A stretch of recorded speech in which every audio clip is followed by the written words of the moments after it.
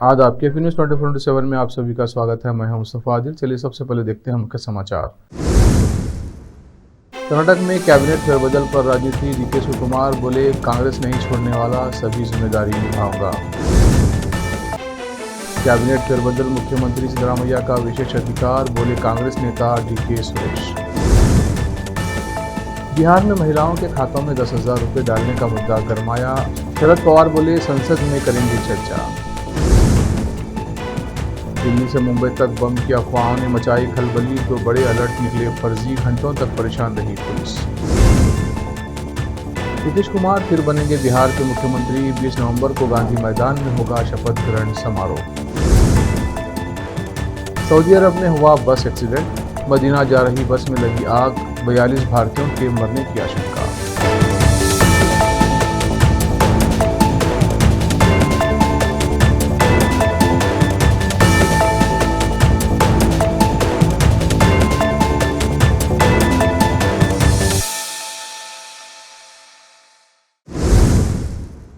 अब समाचार विस्तार से।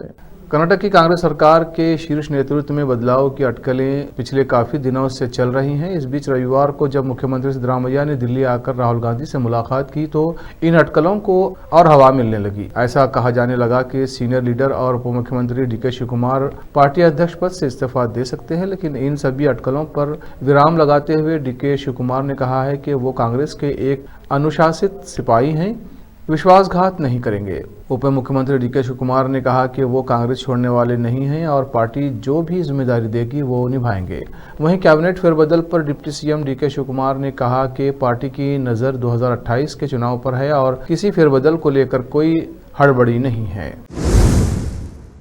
बेंगलुरु सहकारी दुग्ध संघ लिमिटेड के अध्यक्ष और कांग्रेस नेता डीके सुरेश ने रविवार को कहा कि मंत्रिमंडल में फेरबदल मुख्यमंत्री का विशेष अधिकार है। डीके शिवकुमार के भाई सुरेश ने संवाददाताओं से कहा, मुख्यमंत्री आलाकमान के निर्देशों के अनुसार काम कर रहे हैं। अगर आलाकमान शिवकुमार से इस बारे में चर्चा करता है तो वो सुझाव देंगे। अब पहले से ही एक मुख्यमंत्री हैं, जब कोई मुख्यमंत्री नहीं होगा तो हम नेतृत्व परिवर्तन पर चर्चा कर सकते हैं। सुरेश ने कहा कि उनके भाई जब तक पार्टी चाहेगी राज्य कांग्रेस प्रमुख बने रहेंगे। शिवकुमार आलाकमान की हर बात मानेंगे। सिर्फ शिवकुमार ही नहीं, हर कोई सुनेगा, इसमें कोई संदेह नहीं होना चाहिए। बिहार चुनाव में एनडीए की भारी जीत के बाद अब इस मुद्दे ने नई राजनीतिक गर्माहट पैदा कर दी है कि वोटिंग से ठीक पहले महिलाओं के खातों में 10,000 रुपये डालना किस हद तक चुनावी असर का कारण बना। एनसीपी एसपी अध्यक्ष शरद पवार ने संकेत दिया है कि वे इस मामले को संसद सत्र के दौरान विपक्षी दलों के बीच गंभीर चर्चा के लिए उठाएंगे। उन्होंने कहा कि बिहार में चुनाव से पहले सरकार द्वारा महिलाओं को सीधे धनराशि देने जैसी प्रक्रिया पहले कभी नहीं देखी गई। पवार ने रविवार को पुणे में कहा कि वे बिहार में चुनाव पूर्व महिलाओं के खातों में डाली गई राशि के मुद्दे पर विपक्षी नेताओं से बात करेंगे। उनका बयान उस समय आया है जब बिहार चुनाव में एनडीए ने महागठबंधन को बड़े अंतर से हराया है। पवार ने कहा कि चुनाव नतीजे अपेक्षा के विपरीत आए, लेकिन जनता के फैसले को स्वीकार करना पड़ता है। उन्होंने आरोप लगाया कि महाराष्ट्र और बिहार दोनों जगह चुनाव से ऐन पहले योजनाओं के नाम पर सीधी लाभांश राशि बांटी गई। मुंबई में सोमवार को बड़ी संख्या में वाहन चालकों को अपनी गाड़ियों में सीएनजी भरवाने के लिए लंबी कतारों के बीच मशक्कत करनी पड़ी। दरअसल यहां मुख्य गैस पाइपलाइन को नुकसान पहुंचने से आपूर्ति बाधित हो गई और हजारों ऑटो रिक्शा, टैक्सी और अन्य सीएनजी पर चलने वाले वाहनों को दिक्कत का सामना करना पड़ा। शहर में बड़ी संख्या में ऑटो और टैक्सियां हैं, जिनमें ओला और उबर जैसे एग्रीगेटर प्लेटफॉर्म्स के वाहन भी शामिल हैं। साथ ही कुछ सार्वजनिक परिवहन उपक्रमों की बसें महानगर गैस लिमिटेड MGL की तरफ से मुहैया कराई जाने वाली सीएनजी पर निर्भर हैं। अब वक्त एक ब्रेक का। ब्रेक के बाद जल्द लौटते हैं।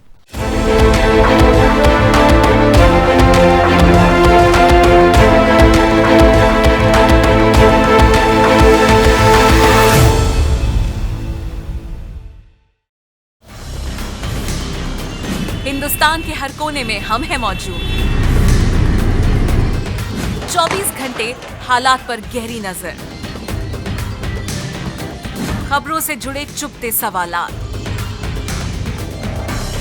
और आपको दिखाता है धार्मिक, सामाजिक, राजनीतिक, लोकल और इंटरनेशनल न्यूज की सबसे बेहतर कवरेज, जो आपको रखती है हर पल बाखबर। देश और दुनिया भर की खबर के लिए देखते रहें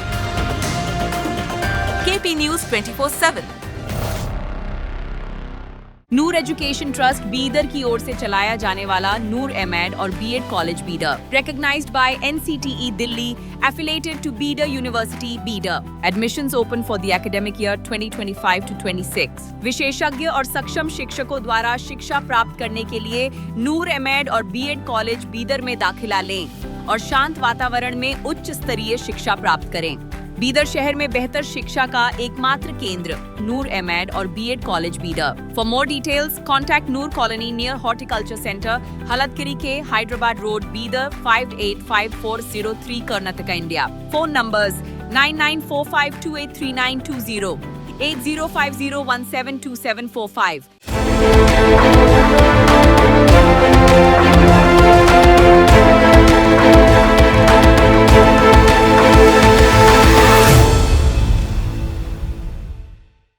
ब्रेक के बाद फिर एक बार आपका स्वागत है। देखते हैं अन्य समाचार।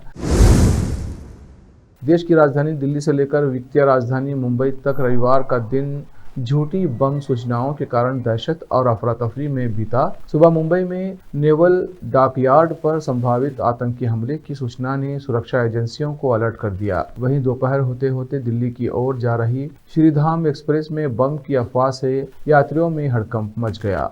मुंबई पुलिस कंट्रोल रूम को सुबह एक व्यक्ति ने फोन कर दावा किया कि नेवल डॉकयार्ड पर आतंकी हमला होने वाला है। सुरक्षा एजेंसियों ने तुरंत जांच शुरू की, लेकिन कुछ ही घंटों में ये सूचना झूठी निकली। पुलिस के अनुसार फोन करने वाला व्यक्ति आंध्र प्रदेश से होने का दावा कर रहा था और नशे की हालत में था। उसकी पहचान जहांगीर नामक युवक के रूप में हुई है, जो अपने एक दोस्त के साथ शराब पीने के बाद ये कॉल कर बैठा।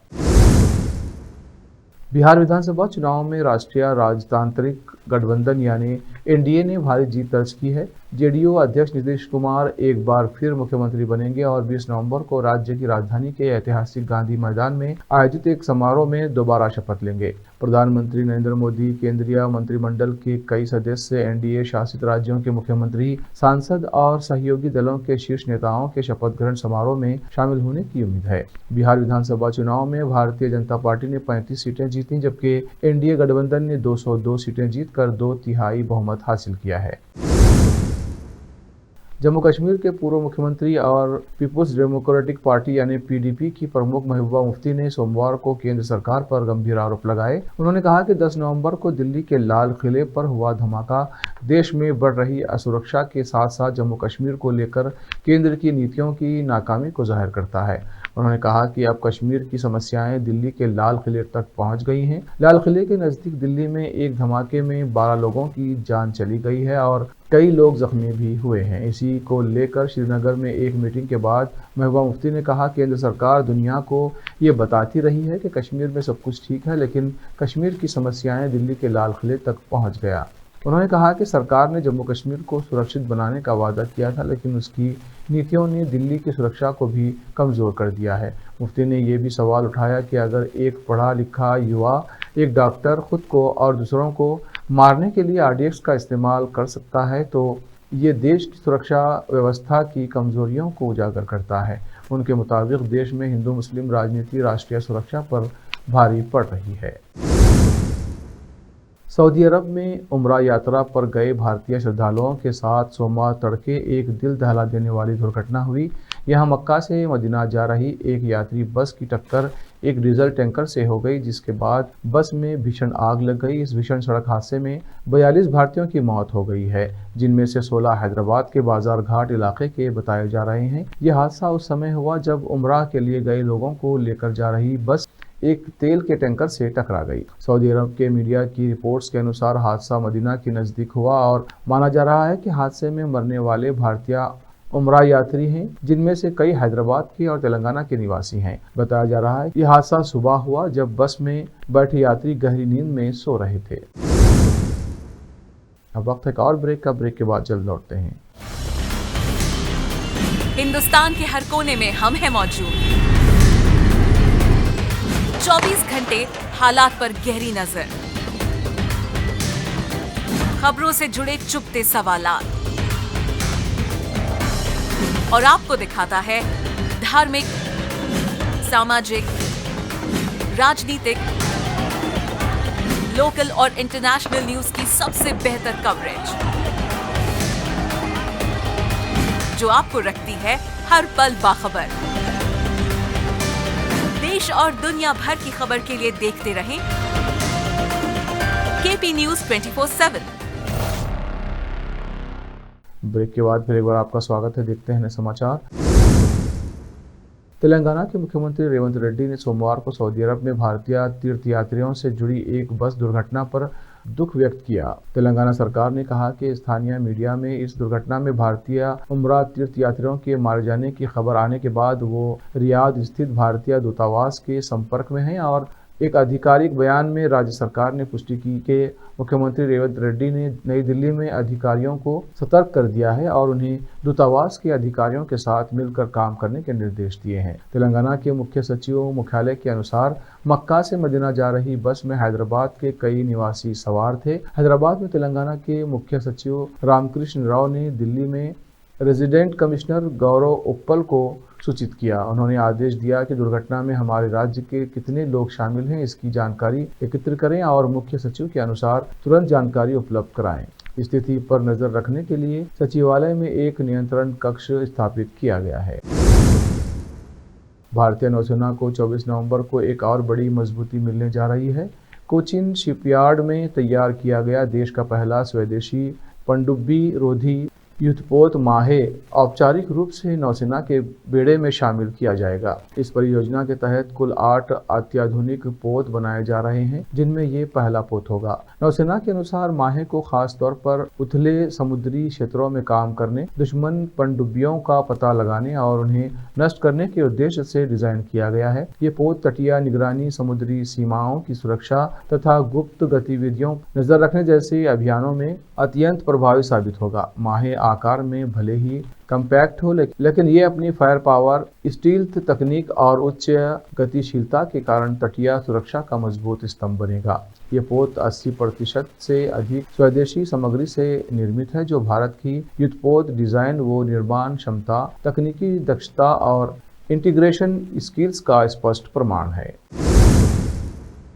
चाणक्य डिफेंस डायलॉग में सेना प्रमुख जनरल उपेंद्र द्विवेदी ने फायरसाइड चैट के दौरान सुरक्षा, आतंकवाद और सीमाई हालात पर कई अहम और बेबाक बयान दिए। उन्होंने स्पष्ट शब्दों में कहा कि भारत अब किसी भी कीमत पर आतंकवाद को बर्दाश्त नहीं करेगा और देश हर तरह की लंबी लड़ाई के लिए तैयार है। सेना प्रमुख ने पाकिस्तान को कड़ा संदेश देते हुए कहा कि ऑपरेशन सिंदूर सिर्फ एक ट्रायल था जो 88 घंटे में खत्म हो गया। अगर कोई हमें ब्लैकमेल करना चाहता है तो भारत किसी ब्लैकमेल से नहीं डरता। उन्होंने बताया कि पाकिस्तान की ओर से जारी आतंकवाद भारत के लिए सबसे गंभीर चिंता का विषय है। जनरल द्विवेदी ने दो टूक कहा कि भारत का न्यू नॉर्मल बिल्कुल स्पष्ट है। खून और पानी साथ नहीं बह सकते, बातचीत और आतंक एक साथ नहीं चल सकते। उन्होंने चेतावनी देते हुए कहा कि जो भी राज्य प्रायोजित आतंकवाद को बढ़ावा देगा, भारत उन्हें जवाब देने के लिए पूरी तरह तैयार है। अगर हमारे पास बैरंग चिट्ठी भी आई तो हमें पता है जवाब किसे देना है।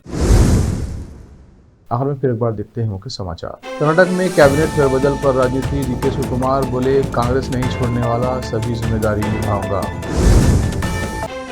कैबिनेट फेरबदल, मुख्यमंत्री सिद्धरामैया का विशेष अधिकार, बोले कांग्रेस नेता डीके सुरेश। बिहार में महिलाओं के खातों में 10,000 रुपये डालने का मुद्दा गरमाया। शरद पवार बोले, संसद में करेंगे चर्चा। दिल्ली से मुंबई तक बम की अफवाहों ने मचाई खलबली, तो बड़े अलर्ट निकले फर्जी, घंटों तक परेशान रही पुलिस। नीतीश कुमार फिर बनेंगे बिहार के मुख्यमंत्री। 20 नवंबर को गांधी मैदान में होगा शपथ ग्रहण समारोह। सऊदी अरब में हुआ बस एक्सीडेंट, मदीना जा रही बस में लगी आग, 42 भारतीयों के मरने की आशंका।